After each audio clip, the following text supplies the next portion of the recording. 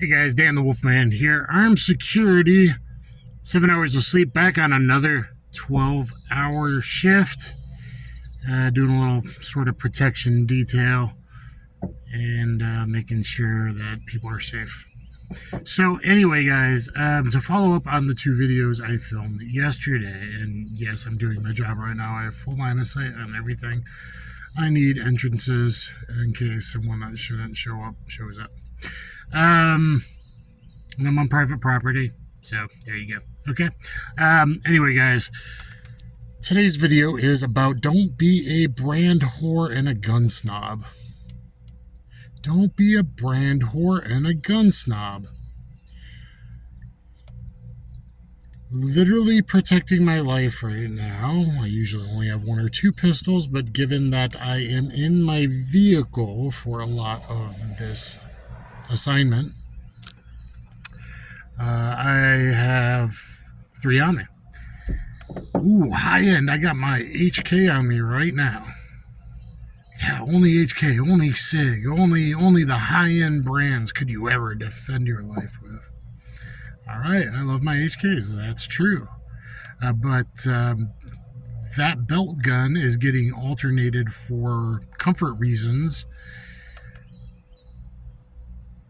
between that and my Stoeger STR9MC micro compact, since that's lighter weight, whereas the HK is freely moving between appendix outside the waistband and 3 o'clock outside the waistband holsters right now.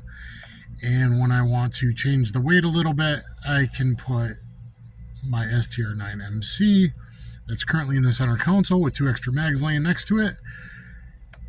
I can swap it out and put that AOWB. Any administrative handling I need to do with the HKP 2000 is, of course, safer, following all gun safety rules, being that it's a double action, single action, hammer fired gun. The Stoeger staying in its holster, etc. Even if I had to go approach, I can put, yes, the third pistol on it. Why? Because I carry a backup gun. Look at my 9 reasons to carry a backup gun video. Spin Firearms just did a video, told the story of a female officer he knows. Watch his video. I like his stuff. I'm getting a little familiar with him. SPN, Spin Firearms. But look at my Ask Rebuttal 9 reasons to carry a backup gun. Especially if you are in security, law enforcement, high threat, etc. But I think it's actually easy for everyone to do. Offside front pocket is what I recommend, or if you're up north in the winter, a snub in a jacket pocket is always good. I've never actually done that with my new Valhalla tactical jacket. Yesterday I realized it is designed so the pocket is easy to point and just point up. The gun, pistol, the revolver or snubby wouldn't fall out, or pistol, small pistol, and yet you could muzzle up very quickly and it looks like you just have your hand in the pocket. I will experiment more with that, because that might be an offside if I'm working certain things, etc. Very, very good. But there's a lot of reasons to carry a backup gun. And I got my Ruger Max 9 Pro in my A holster. Look for the video of A holster. I think it's really, in so many ways, the best pocket holster there is, though there's other uses at times for Mika's pocket holsters, and occasionally I have to default to DeSantis Nemesis, so depending on the pistols and whatnot. So that Max 9, oh, now it's a budget gun. It's been out a while. The prices are low. I'm still trusting it to defend my life. Admittedly, though, I have had 2 failures to feed, which seems to be an overall length issue. If that continues, I'm going to have to contact Ruger, send it back, or beg them to just send me some more mags, see if that's the issue. I don't think so. Micros are always going to be more to other stuff. But anyway, back to the main point. So I got a HK, a Stoeger, which is considered a budget brand, and Ruger, which some of their stuff is budget. And yet that's what I'm choosing to carry on this assignment, which you never know, I have a higher chance of, actually needing. Why? Because I vetted all of them, and the Ruger was fine. Now there is starting to be some doubts. The Stoeger is nice because it's a very light, capable micro with the 13 round mag, very small for a belt gun, and you can put the 11 round mag in, and for pocket carry. The rear sight can snag a bit. The rear sight's too sharp. You could round off the corners with a file. Actually, I think I might have a file still in this car. I might be able to do that. And if it gave me as reliable draws as the Max 9 did I would be carrying that as the backup. But the Max 9, because it fits in the A holster, so that's why that's going to go, because it's the most reliable draw for a whole lot of reasons. Look at my A holster video. Give them some love. I highly suggest you go pick up an A holster, whether it's for your stub or your auto.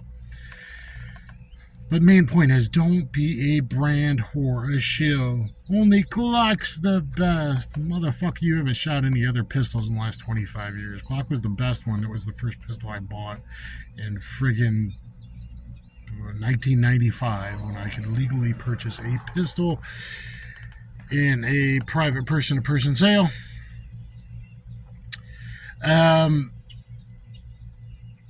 Yeah, but that doesn't mean just because that's what people said on the internet, now you become a Glock brand whore.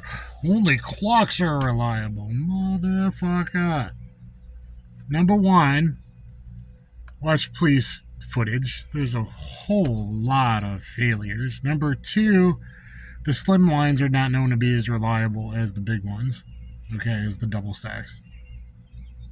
Nothing's changed. Ergos trigger, grip texture, memory pads, metal sights. I could go on and on. Hate me in the comments down below, you Glock fanboys.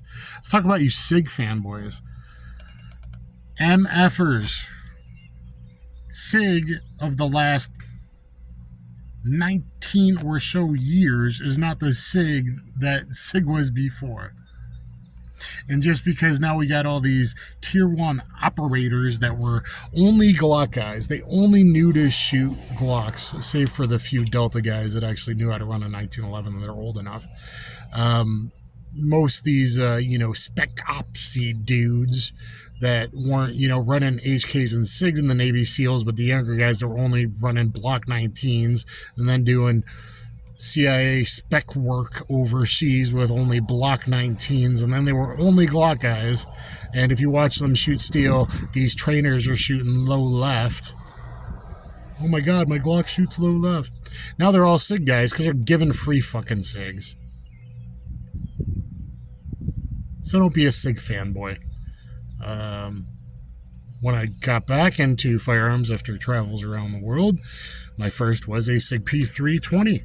That was the first pistol I was training with to carry security, and of course there's been a whole lot of 320 issues.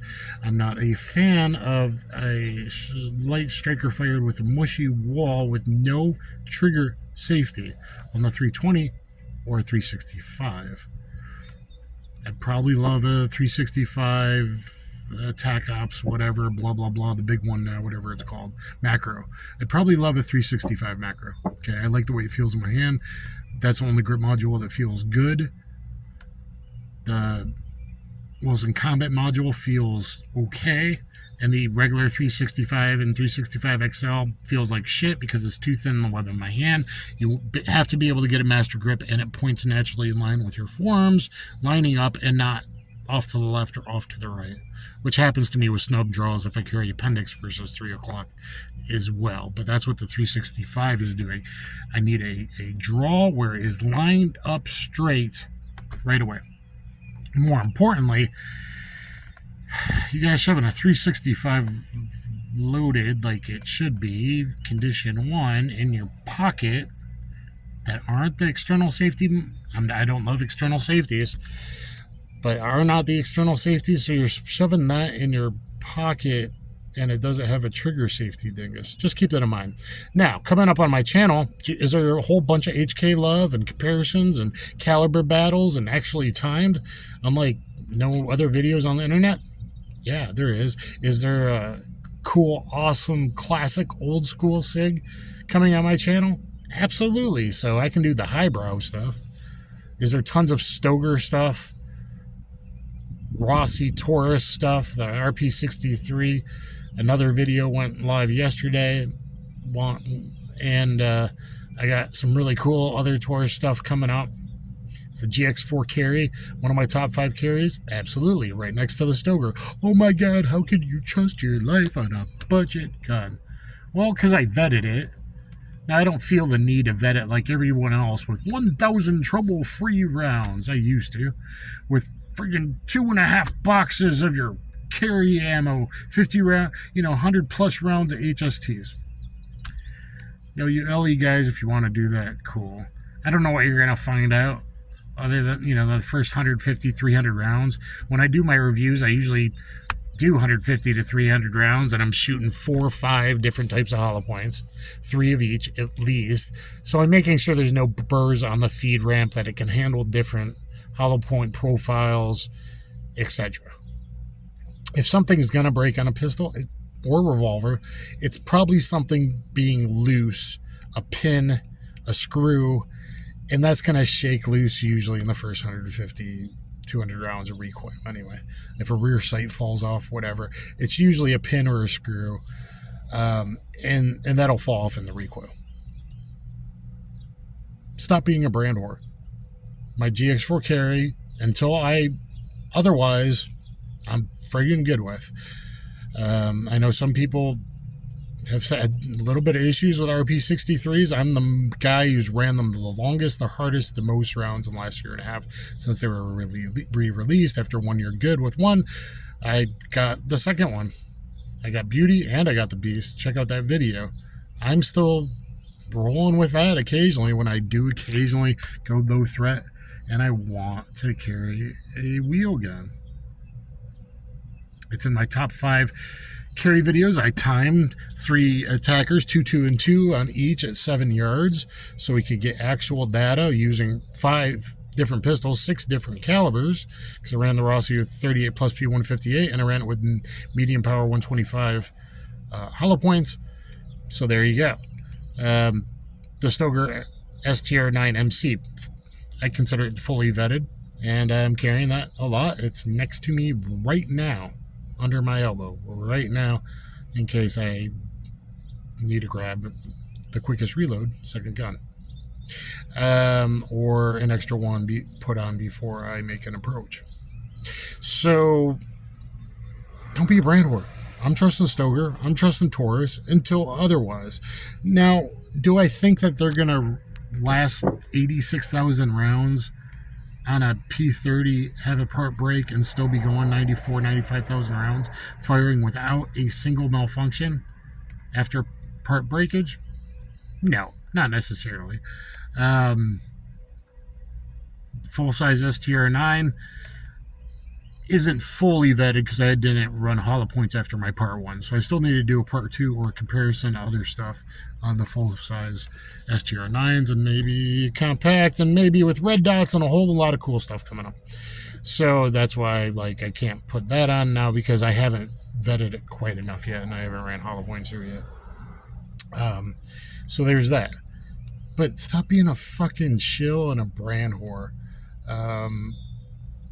Budget guns can save your life just as good as a high-value dollar gun. If the small percentage chance, I'm not going to say a small percentage chance of a DGU, because I consider a defensive display a defensive gun use, which is 3 to 3.5 million of those in America every year. Okay? Any studies and people quoting loss are full of shit, and it's probably most likely 3 to 3.5, if not more, because how many are underreported in major decontrolled cities, in Chicago and whatever? You think they're all reporting defensive gun displays? So let's lower that to 268 to 270 if we round up. times a year that a good guy actually has to pull the trigger. So now we're talking low percentage chances. And if my pistol has never caused, or revolver's never caused me problems before, to think, oh, it's going to break on that day that I happen to need to, that's ridiculous. Like, it's just probably not going to happen. Now, do you want to vet things more if you're on a fucking SWAT team? Yeah, obviously. I've been a guest at a SWAT school. Okay, I get that. I tested out a pistol and a red dot. I don't usually carry with a red dot. That might change eventually, but, you know, I ran through rain and mud SWAT school. That was a 507C ACSS on a fairly brand new to the market at the time pistol to vet that and kind of show how awesome that big reticle could be used, especially on a shield or from the modified car position. You want to look at my videos on that. I'm babbling. It's early morning. I've been working a lot. But HK, SIG, whatever. I can trust SIG FanBoys are going to come out. The Glock Fanboys are going to come out. Hate me. Those are probably the two worst of the brand wars. Taurus, you can't defend yourself from Taurus. Taurus in 2024 is not Taurus in 2010 to 2020 before the new CEO from Walther. I love my Walthers too. I do a lot of stuff with Walthers. There's another highbrow. Okay, so Walther, SIG, HK. I don't think SIG's what it used to be. Hey SIG, send me a macro. Send me, you know, whatever new X version you came out with, whatever, this week. And, you know, I'll say awesome, cool. It was a belt gun, great. Shoving in my pocket without a trigger safety, would I do it? Maybe. But I'm more careful than most people. I make sure nothing else goes in the pocket. I always have a pocket holster, etc. I put a GX4 in my pocket before that. At least a modern one. You know, has a trigger safety. GX4 carry. Look at my videos and why I think that's friggin' important. Especially if you're carrying appendix. Right? Like I am right now. But I do AOWB because I'm cool and ahead of the curve on almost everybody. Other than a few guys that tried it in the 70s and couldn't talk about it on the internet that wasn't invented yet. So,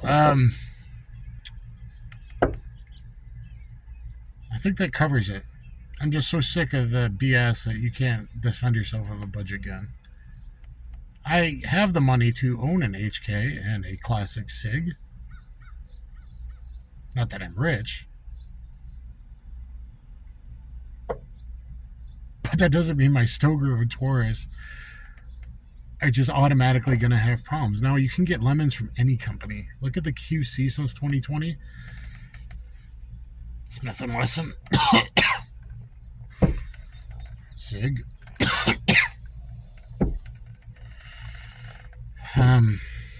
Is Kimber, I don't know, post 2003, the same Kimber in the 90s that SIS was using, that FBI HRT was using? I don't think Kimber's been the same. Now, to be fair, I haven't tried a Mako? What the hell is their micro called? Mako M7, whatever, R7. I'd love to try like a 3-inch K6S. The new Access is getting very good reports. I haven't seen bad reports on the new lighter, slightly smaller 16-ounce 38 6-shot. Harry's Holster seems to like it. Hey, maybe Kimber's coming around on their QC a little bit. Could some of these companies do better with quality control? Everyone could right now, honestly. And could some of these companies do better in customer service? Yeah, for sure. It's kind of 50-50 with some of them. Just depends who you call. Most workers are shit, so that's what you get. But you can't blame a shitty, almost minimum wage customer service rep and then think that makes the pistol bad. If the pistol malfunctions, has a major issue or whatever, yeah, that's an issue. I've trusted my Ruger again now.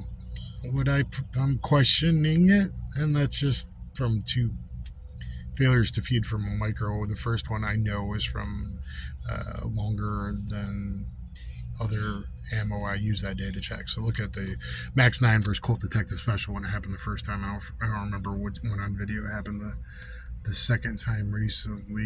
It might. Oh, I think it was in my micro battle, royale, which is starting to pick up from last Saturday. My big videos are on Saturday. I doubt anyone's listening anymore. So thumbs up, share, subscribe. Thanks to Stoeger and Taurus and Federal and Fiocchi and all the holster companies. Tactical.